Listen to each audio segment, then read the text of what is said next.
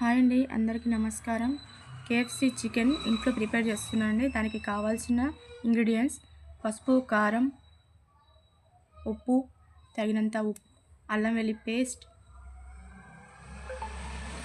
ధనియా powder, garam masala, oil వేసి అంతా కలపాలి అండి. కలిపేసి పక్కన పెట్టుకోవాలి ఒక 15 నిమిషాలు. ఒక ప్లేట్ తీసుకొని అందులో కార్న్ఫ్లోర్ 2 స్పూన్స్, 1 స్పూన్ మైదా,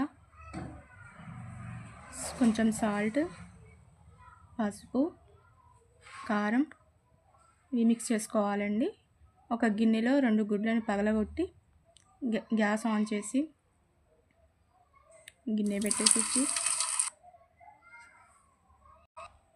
కేఎఫ్సి చికెన్ని కార్న్ఫ్లోర్లో కలిపి ఎగ్స్లో బాగా ముంచండి.